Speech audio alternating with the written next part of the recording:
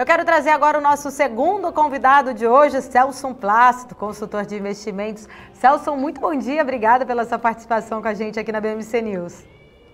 Bom dia, obrigado pelo convite novamente. Ô Celson, acho que eu não sei se você chegou a ouvir agora há pouco o Alex atualizando essas informações do Guedes. Queria até debater aqui com você um pouquinho sobre essa fala, que ele diz que o PIB brasileiro deve cair entre 4% ou 4 e pouco por cento. Também fala que estamos de volta às reformas, o Congresso está funcionando. Tem 1 ano e meio sem corrupção no governo, isso nunca aconteceu antes. Estou destacando aqui só as falinhas, que eu queria que você fizesse um panorama da visão do que ele está falando nesse momento, nesse discurso. E ele fala que é normal que a taxa de juros caia e a taxa de câmbio aumente. Como que você avalia essa fala do nosso ministro? Começar por uma parte que acho que ele não deveria nem mencionar, né, sobre corrupção. Eu acho que, como ministro da Economia, não deveria estar muito mencionando sobre isso, ele tem que focar mais no trabalho dele. O problema desse, de outros governos também, mas cada ministro fica dando palpite no ministério do outro, né? A gente já viu esse problema em relação ao Marinho e ele, o Marinho no desenvolvimento, falando de expansão, falando de gastos, desenvolvimento, e o Guedes tendo que intervir, até o presidente, né? Falar, digamos assim, que quem resolvia a parte econômica era o Paulo Guedes. Em relação à parte de taxa de juros, a taxa de juros é baixa. Para mim, tem uma elevação contratada para ano que vem, o mercado também, acho que o mercado até estressou mais, taxas de juros futuras estão muito elevadas, a gente vem debatendo sobre isso aqui, muito por conta dessa discussão sobre o risco fiscal. Então, a taxa de juros futura, ela é uma taxa elevada. Ano que vem, Selic pode ir a 3% até 4%, porque a gente tem uma inflação, está controlada por conta principalmente por conta de serviços, que puxa para baixo, mas alimentos vem impressionando. Então, taxa de juros esse ano, Selic 2%, mas a inflação vai ser 2,5%, quiçá 3%, né, olhando o IPCA.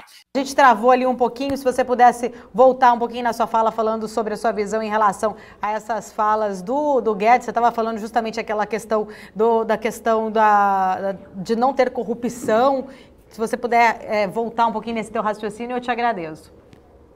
Eu acho que ele não deveria falar sobre a parte de corrupção, né? Cada ministro fica se metendo no assunto do outro ministro, isso é uma confusão, não é só desse governo, dos outros também, mas o próprio presidente Bolsonaro, ele chamou a atenção do Marinho, né, ministro do Desenvolvimento, se metendo em relação à economia, que tinha que implementar maiores gastos no momento que a gente tem um risco fiscal elevado. Sobre taxa de juros, a taxa de juros contratada para o ano que vem, um aumento, a discussão ano que vem se termina entre 3% a 4%, a inflação esse ano tende a ser entre 2,5% e 3%, muito por conta da parte de alimentos, né? O IPCA vem influenciado para cima por conta de alimentos. Por outro lado, você tem a parte de serviços puxando a inflação para baixo, né? Isso também tem acontecido e eu vejo, virando o ano, uma inflação de alimentos, digamos assim, entrando novamente nos trilhos, uma inflação mais baixa. Quando ele fala sobre PIB, a gente viveu uma pandemia e aí a primeira discussão foi o PIB do país vai cair 9%. Eu lembro dessas projeções do FMI e de outros órgãos internacionais, eu achava um absurdo isso. E aqui não teve, né, um lockdown, a gente teve sim uma parada, algumas indústrias, serviços principalmente, comércio prejudicando, mas a volta está sendo muito rápida, né? A gente já viu isso, saiu o índice, por exemplo, do varejo, da Cielo, né, que demonstra isso, uma recuperação praticamente em V de consumo no varejo, né, de consumo nos mais diversos serviços, porque a gente está falando de cartão de crédito e débito é o maior consumo aí, a utilização para as compras. Então eu vejo uma expectativa sim, o próprio relatório Focus do Banco Central, né, projeta uma queda para o PIB de 5%, aí ele vem toda semana reduzindo, ele compila, né, as projeções das mais de 100 instituições brasileiras, e eu acredito num PIB, uma queda mais próxima a 4, 4,3, do que a 5, do que a 9, por exemplo, que antes o próprio FMI vinha projetando para o Brasil e outros órgãos internacionais também. Em relação à parte de reformas, Congresso, infelizmente, e isso eu falo o tempo inteiro, né, com os clientes, com os investidores, o time, né, o tempo do político é extremamente diferente do tempo da urgência que a gente gostaria de reformas. E o grande problema é que o Paulo Guedes falando isso, né? 4 privatizações em 90 dias, e a gente não viu nenhuma, grandes privatizações, dependência ali do STF em relação às refinarias da Petrobras e outras subsidiárias, tem Eletrobras, tem Correios. Então eu diria, tem privatizações para ocorrerem, a gente está falando em Eletrobras, a gente está falando o próprio marco do saneamento, a gente está falando em Correios e alguns ativos, né, subsidiárias da Petrobras também. Então tem ativos ali relevantes para privatização. Em relação às reformas, infelizmente, semana passada teve recesso no Congresso, a gente tem eleições agora em novembro, e aí as eleições municipais acabam parando também, e final de ano. Então, vai ter só a PEC emergencial. Reforma administrativa e tributária ficou para o ano que vem. O grande ponto é, saiu até, eu queria comentar aqui, nessa matéria de 50 bilhões de reais que teriam sido enviados para o exterior por uma família em São Paulo. Pagou-se um imposto de transmissão de bens de 2 bilhões de reais. O que eu ontem atendi de investidores querendo mandar o dinheiro para fora, por conta dessa notícia, e depois não era isso, estava repatriando 48 bilhões de reais.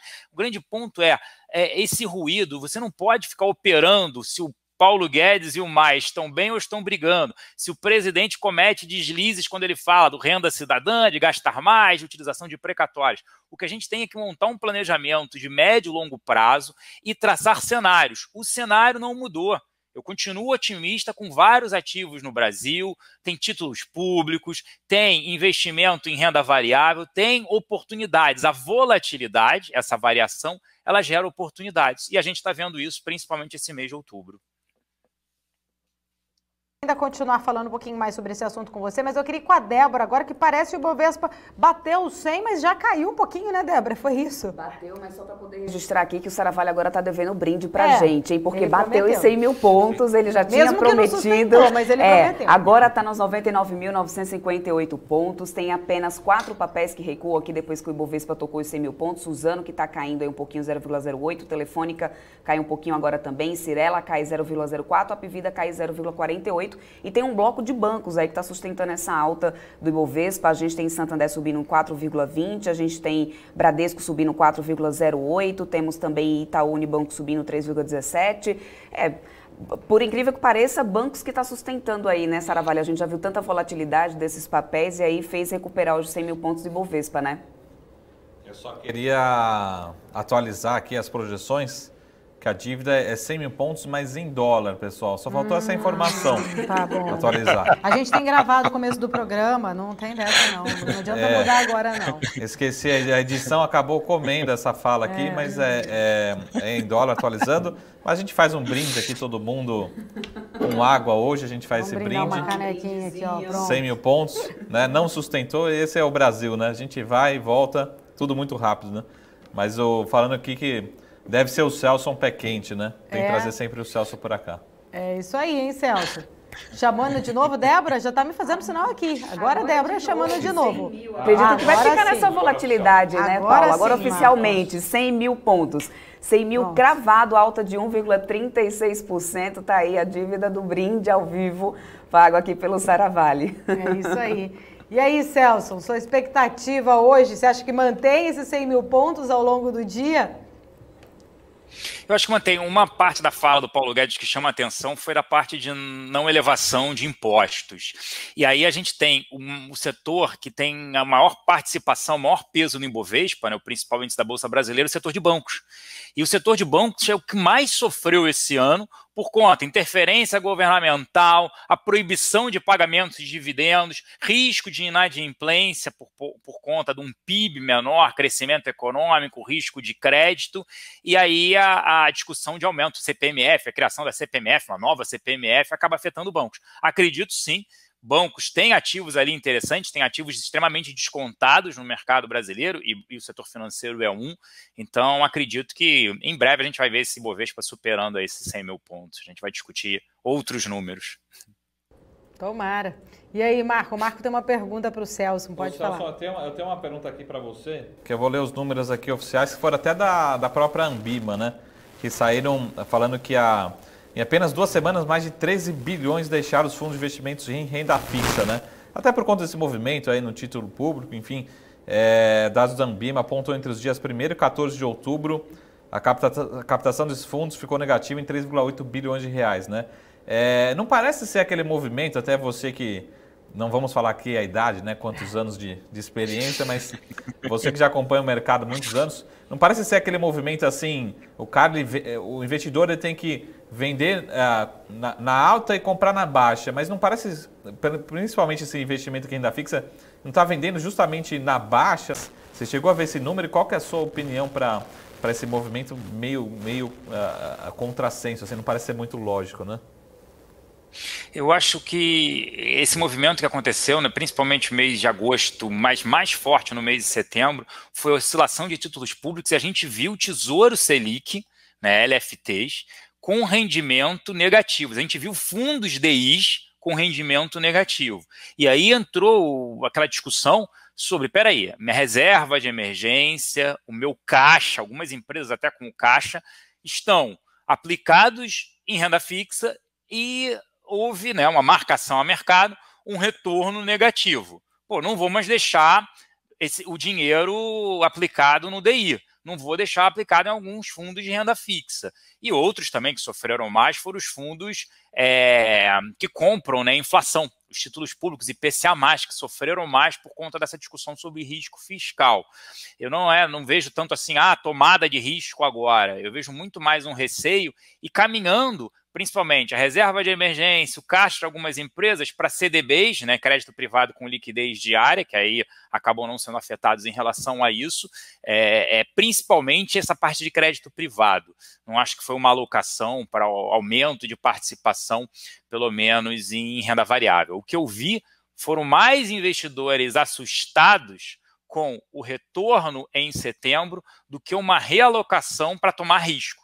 Porque a gente está vendo ali, a Bolsa patinou durante 2 meses, né? Até em queda durante 2 meses. Então, a Bolsa bateu 105 mil pontos depois do problema com a pandemia, depois da ida até 63 mil pontos, e vi muita gente se questionando, esses 2 meses de queda eu vou mudar. Então, não acho que foi alocação de renda fixa para renda variável, tomada de risco, mas muito mais uma realocação que muita gente não sabe disso, né? A marcação a mercado, a pessoa não está perdendo dinheiro, está tendo uma marcação a mercado. Se ela vender o título público, sim, ela perde dinheiro. E o Tesouro Selic, o que houve é que tem uma parcela dele pequena que é pós-fixada. E aí, com o risco fiscal, os investidores exigem mesmo do governo uma taxa de juros mais elevada, uma remuneração mais elevada. Acho que foi muito mais essa marcação a mercado que afetou, e acho que pode ter ido uma parte, até uma parcela, para poupança, como caixa, como reserva de emergência, mas uma parte eu vi, uma parte indo para CDBs com liquidez diária. Pergunta que chegou aqui do Breda, perguntando se vocês podem comentar sobre o deslocamento da B3 das bolsas americanas. Isso. O que você fala? Eu, Marco. Pode responder. A gente viu isso ontem. Primeiro os convidados. Primeiro você, depois o Marco. A gente viu isso ontem acontecendo e hoje um pouco. A nossa bolsa ficou muito para trás no mês de setembro e nesse início de mês. E quando a gente começa a ver um cenário de números melhores, um congresso mais calmo, Paulo Guedes agora falando que não tem, foi muito ruído no mês de setembro, que agora a gente não ocorre esse ruído no mês de outubro. E a gente tem notícias positivas lá fora, a gente está discutindo, falando sobre vacinas, a própria farmacêutica Moderna nos Estados Unidos falando que eles podem testar emergencialmente já em dezembro. Então a gente tem números melhores. E quando a gente olha também a própria Europa, com aumento do número de casos de Covid, mas a taxa mortalidade, ainda bem, tem sido muito baixa, não está aumentando. Então a gente está vendo novos casos, mas a taxa de mortalidade menor. O que deve acontecer também no Brasil. Números menores, ainda bem, a taxa de mortalidade caindo, a economia voltando a abrir e números melhores que a gente vê em vendas no varejo. Os números brasileiros têm demonstrado isso, um PIB melhor, uma expectativa de melhora. Não tendo ruído, por isso que operar ruído é péssimo, né? Eu vou operar, o Paulo Guedes está brigando com o Maia, o presidente acabou tomando algum deslize, falando alguma coisa sobre o aumento dos gastos públicos, a mosquinha, né, azul da política, picoeira, com populismo, tudo isso. Então, assim, isso já gera um efeito positivo de não ter notícias, porque a gente sempre vinha com ruído. Por isso que a gente está se descolando. E a outra, o que puxou para baixo o Ibovespa? O que deixou o Ibovespa para trás? Foi o setor financeiro que eu vinha falando, né? O setor que afetava negativamente o Ibovespa, porque tem 35% de participação no setor financeiro no Ibovespa. Quando a gente olha o governo não elevando provavelmente, né, anunciando pelo menos isso, não elevando tributos, não tendo, de repente, a nova CPMF, não tendo a contabilidade criativa, uma possível pedalada, teto de gastos cumprido, tudo isso, qual o setor que ficou mais para trás? O financeiro. Se não tem aumento de impostos também, uma criação do imposto sobre transações financeiras, financeiro se beneficia. Por isso que a gente está vendo ontem e hoje, o setor financeiro, principalmente bancos, voltando aí com um peso maior no Ibovespa. Agora a sua opinião, Marco. Comentar sobre esse deslocamento da B3 das bolsas americanas. Eu sou suspeito para falar, né? Primeiro, o que o Celso falar, a gente concorda. Mas Ó, um brinde até, um brinde, ó. É o brinde dos 100 mil. 100 mil pontos, só precisa ver que tá nessa água aí. Mas a nossa bolsa está muito barata, né? Então, se a gente pegar qualquer análise, a nossa bolsa ficou muito para trás, está muito descontada em dólar. A gente olhar para 2021, a gente tem expectativa de expansão, tem todo esse fluxo aqui. A única coisa é que a gente precisa de mais sustentabilidade, né? Crescimento consistente, segurança jurídica, enfim, a gente tem a lição de casa ainda para fazer, mas em questão para o investidor hoje que está olhando para um horizonte de 3, 5 anos, eu acho que a probabilidade de ter um ganho expressivo de capital é bem grande no Brasil. É lógico que tem risco, né? A gente tem grandes riscos no Brasil e no mundo, mas acho que a gente tem grandes empresas, até como o Celso falou aqui, sem fazer grandes contas, tem um múltiplo que chama-se preço sobre lucro, né? Quanto mais baixo, mais barato. Os bancos nunca estiveram tão baratos, pelo menos na história recente, né? Olhando para esse indicador. Então, tem uma leitura que justifica, mas ao mesmo tempo tem um excesso realmente de pessimismo, principalmente para o setor financeiro que parece não se justificar. Então, e bancos é praticamente Ibovespa, tem um peso muito grande. Então, olhando para um horizonte um pouco mais longo, talvez a gente tenha grandes preocupações ainda, mas ainda é um cenário promissor, confortável para quem quer tomar risco, para quem sabe tomar risco. E aí até uma provocação que eu ia fazer para o Celso, eu vejo esses 13, 14 bilhões de reais saindo dos fundos de renda fixa aí, talvez andando para trás, voltando para a poupança, mas mostra um sinal que a gente ainda tem muita educação financeira para fazer, muita gente não entende, imagina não entende renda fixa, imagina entender renda variável. A nossa preocupação aqui na BMC é assim, são 3 milhões de novos investidores, mas possivelmente grande parte desses 1 milhão, 1 milhão e meio, 2 milhões que chegou recentemente, não sabe provavelmente o risco, ou o potencial, ou como selecionar uma ação, ou montar uma carteira. Enfim, é um resumo da história para entender que tem muito espaço ainda na educação financeira, a gente tem um longo caminho para percorrer. Só concluindo aqui rapidamente, tem mais uma pergunta que chegou para a gente do Miller. Ele pergunta o que pode estar causando esse desconforto nos investidores do mercado imobiliário se estamos vivendo um período de fortes vendas no setor. O setor imobiliário ele vem apresentando uma elevação muito por conta do crédito imobiliário. Tem agora uma discussão, né, o valor da parcela em relação ao financiamento. De novo, até muitos clientes têm me perguntado isso, é a hora de eu comprar o meu imóvel ou não.